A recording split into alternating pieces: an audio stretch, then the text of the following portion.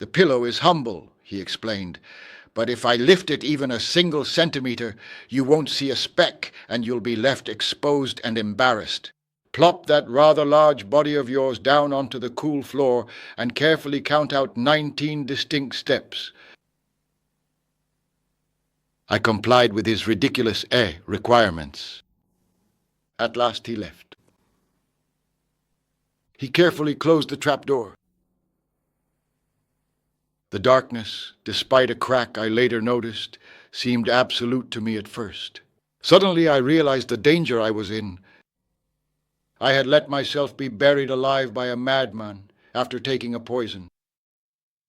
Carlos's bluster revealed his deep fear that I wouldn't witness the miracle. Carlos, in order to defend his delusion, to avoid knowing he was insane, had to kill me. I felt a vague discomfort that I tried to attribute to the stiffness and not to the effects of a narcotic.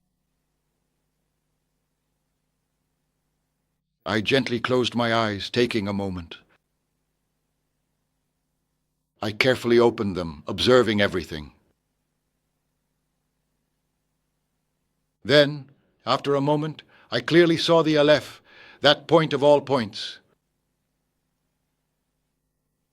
Now, at this very moment, I arrive at the ineffable, the truly profound center of my story. Here, in this precise place, begins my utter despair as a writer. All language is an alphabet of symbols whose use presupposes a past shared by the interlocutors. How can I convey to others the infinite Aleph that my fearful memory can barely encompass? The mystics, in a similar trance, lavish emblems. To signify divinity, a Persian speaks of a bird that is somehow all birds. Alanus of Insulis speaks of a sphere whose center is everywhere and whose circumference is nowhere. Ezekiel of an angel with 4 faces that at once faces east and west, north and south. Not in vain do I recall these inconceivable analogies. They have some relation to the Aleph. Perhaps the gods would not deny me the discovery of an equivalent image, but this account would then be tainted by literature, by falsehood. Besides, the central problem is insoluble, even a partial enumeration of an infinite set. In that gigantic instant I saw millions of acts, delightful or atrocious. None astonished me as much as the fact that all occupied the same point, without overlapping and without transparency. What my eyes saw was simultaneous. What I will transcribe is successive, because language is so. Still, I will try to capture something.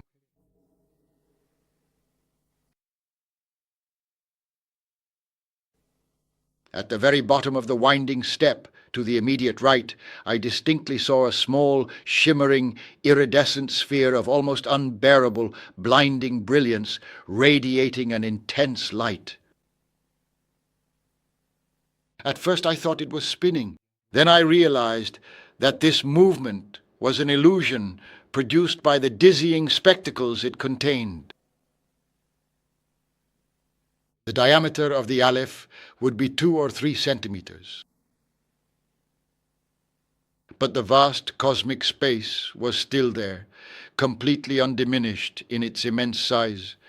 Everything within it, let's consider for instance the moon reflected in the mirror, was perceived as an infinite multitude of things, precisely because I could clearly and distinctly observe it from every conceivable point throughout the entire universe.